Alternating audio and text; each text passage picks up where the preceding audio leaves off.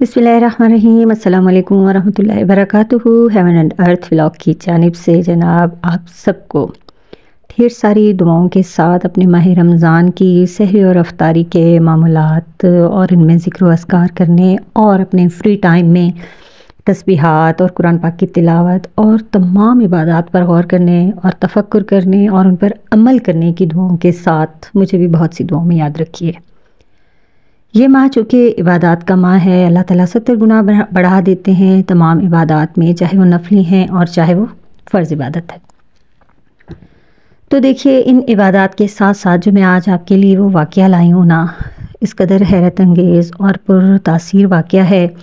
कि अगर हमारे अंदर वो चीज़ नहीं है तो यकीन करें हमारी तमाम चीज़ों के रायगा जाने का ख़तरा है। इससे पहले कि मैं कोई और तमहीद बांधूँ तो चलें वाक़या स्टार्ट करते हैं और साथ साथ फ्रूट चाट भी बनाते चलते हैं। जनाब, वाक़या कुछ यूँ है कि एक शख्स था हसन तुराबी, वो बहुत ज़्यादा फाकों की ज़िंदगी में आ गया। अब घर में वो अपना बेटा और बीवी छोड़ कर आया तो बाहर निकला कि मैं कुछ कमा कर लाऊँ। फिर वो एक मस्जिद के पेश इमाम के पास गया और उससे कहा कि मेरे घर में 2-3 दिन से फाका चल रहा है और मेरे पास कुछ भी करने को नहीं है, तो आप ऐसा करें, पास दरिया है, आप ऐसा करें, आप चल के जनाब उसमें जाल फेंकें, शायद कोई आपकी बरकत से, ज़ाहिर है आप पेश इमाम हैं, तो आपकी बरकत से उसमें कोई 1-2 मछली आए जिससे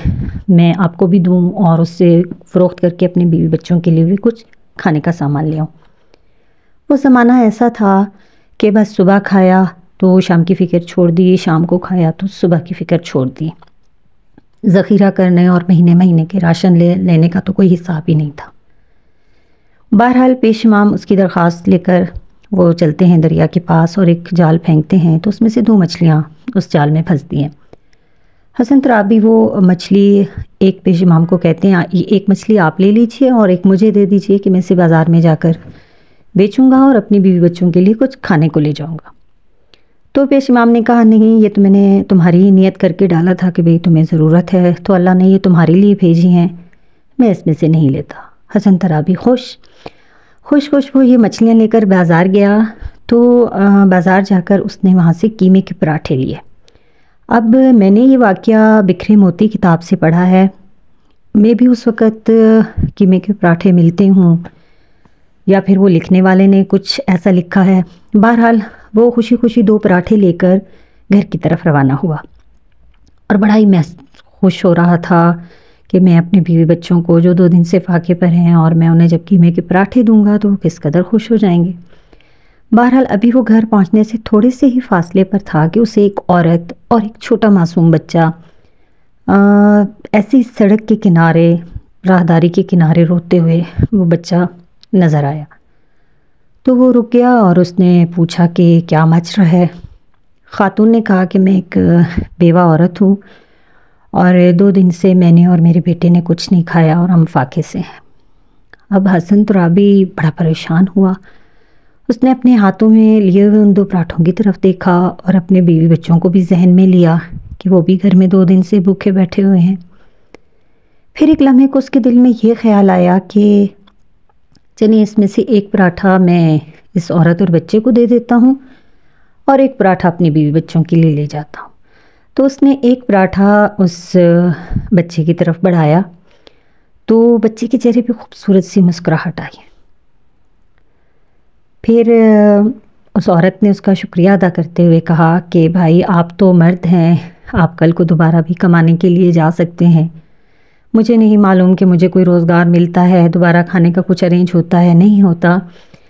तो अगर आप ये दूसरा पराठा भी मुझे दे दें तो सदका कर दें अल्लाह के नाम पर, आपकी बड़ी मेहरबानी होगी। अब हसन तुराबी परेशान हो गया कि भाई घर में मेरे बीवी बच्चे भी 2 दिन से भूखे हैं और ये औरत ज़ात सवाल भी कर रही है, अल्लाह के नाम पर मुझसे सदका भी मांग रही है, तो मैं क्या करूं। फिर एक लम्हे को उसके अंदर ये एहसास पैदा हुआ कि चलें कोई बात नहीं, मैं तो वाकई फिर कोई ना कोई मज़दूरी, मेहनत, कुछ ना कुछ करके अपनी बीवी बच्चों के लिए ले आऊँगा, ये औरत ज़ात क्या करेगी। बहरहाल उसने वो दूसरा पराठा भी औरत के हाथ में रखते हुए उसे सदका करने की नीयत से दे दिया तो औरत की आंख से ना एक आंसू निकला, 2 आंसू निकले। اب حسن ترابی اپنے گھر کی طرف رواں۔ اب وہ دل ہی دل میں سوچتا جا رہا ہے کہ بھئی میں بیوی بچوں سے کیا کہوں گا، جب وہ مجھ سے کھانا مانگیں گے تو میں انہیں کیا جواب دوں گا۔ اسی سوچ میں جب وہ اپنے گھر کے قریب پہنچا تو آپ کو یہ خیال ہوگا کہ اس زمانے میں یہ چار دیواری اور گیٹ اور دروازوں کا تو رواج ہوتا نہیں تھا، کھلے کھلے صحن ہوا کرتے تھے، بس ہر ایک کے اپنے اپنے کمرے ہوا کرتے تھے۔ تو جیسے ہی وہ اپنے گھر کے قریب پہنچنے لگا تو اسے ایک ڈھول بجانے والا صدا لگا رہا تھا، جو سنائی دیا کہ حسن ترابی کون ہے، حسن ترابی کون ہے۔ تو یہ رک گیا، اس نے اس ڈھول بجانے والے سے جا کر کہا کہ میں ہی حسن ترابی ہوں، کہو تمہیں مجھ سے کیا کام ہے۔ تو اس ڈھول والے نے کہا کہ بھئی میرے دادا نے تمہارے دادا سے یہ 30,000 درہم ادھار لیے تھے، اور اس نے کہا تھا کہ میرے پوتے کو جناب حسن ترابی کو یہ لوٹا دینا۔ حسن ترابی کہتے کہ جب مجھے وہ 30,000 درہم ملے تو میری تو دنیا ہی بدل گئی، بیٹھے بیٹھے میں تو فرش سے عرش پر پہنچ گیا، اتنا زیادہ پیسہ ایک دم۔ تو وہ لکھتے ہیں کہ بھئی میں نے بہت زیادہ اللہ کے نام پر دیا، حج کیے، زکوٰۃ دی، خیرات کی، کاروبار کیا، اور ساری زندگی جو ہے نا جتنی میری تھی میں نے وہ اللہ کے راہ پر جو ہے نا اپنا رزق بڑھاتا رہا اور دیتا رہا۔ ایک رات کہتا ہے کہ میں نے خواب میں دیکھا، اب حسن ترابی کہہ رہے ہیں کہ ایک رات میں نے خواب میں دیکھا کہ نامہ اعمال تل رہے ہیں، اور مجھ سے کہتے ہیں کہ حسن ترابی کا نامہ اعمال لاؤ۔ جب حسن ترابی کا نامہ اعمال پیش کیا جاتا ہے تو کہتے ہیں کہ اس کے نامہ اعمال میں کچھ نہیں ہے۔ اب حسن ترابی بڑا پریشان، حیران کہ بھئی یہ کیسے ہو سکتا ہے، میں نے تو اپنی ساری زندگی اللہ کے راہ میں خرچ کرنے میں وقف کر دی، عمرے کیے، حج کیے، زکوٰۃ دی، خیرات کی، کہاں گیا وہ سب؟ تو غیب سے آواز آئی کہ بھئی تم نے کچھ نیک اعمال جو کیے وہ تمہاری ریاکاری میں چلے گئے، کچھ نیک اعمال تم نے کیے وہ تم نے کسی کا دل دکھایا اس کے عوض چلے گئے، کسی کے ساتھ تم نے برائی کی وہ اس کے بدلے میں چلے گئے، گو کہ اب تمہارا نامہ اعمال بالکل خالی ہے، صاف ہے۔ حسن ترابی کہتا ہے کہ میں پریشان ہو کر اٹھ کر بیٹھ گیا اور کہا کہ ایسا نہیں ہو سکتا، ایسا نہیں ہو سکتا، میرا نامہ اعمال دوبارہ کھنگالا جائے، دیکھا جائے، کچھ نہ کچھ ضرور ملے گا، کچھ نہ کچھ ضرور ملے گا۔ بہرحال وہ کہتے ہیں کہ میری کیفیت اتنی عجیب ہو گئی، مجھے کچھ سمجھ نہیں آ رہا تھا۔ تو بہت زیادہ اصرار کرنے پر ان کا نامہ اعمال دوبارہ کھولا جاتا ہے، چھانٹا جاتا ہے، تو کہتے ہیں ہاں جی اس کے نامہ اعمال میں جو ہے نا ایک مسکراہٹ ہے،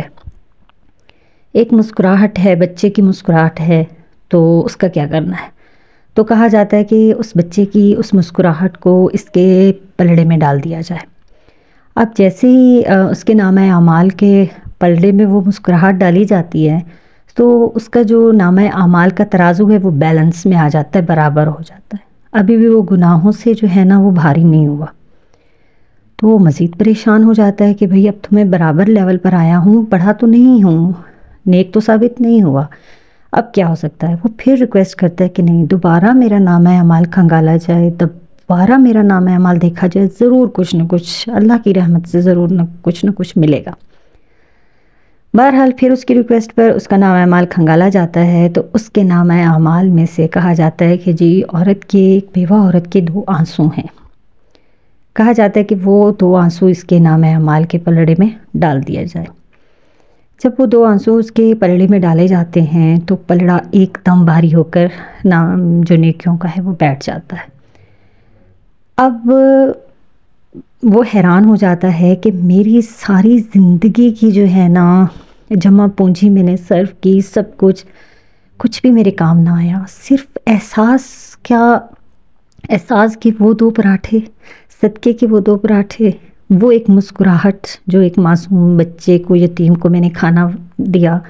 اور وہ اس ایک بیوہ عورت کی ہمدردی کرنے پر، اس کا احساس کرنے پر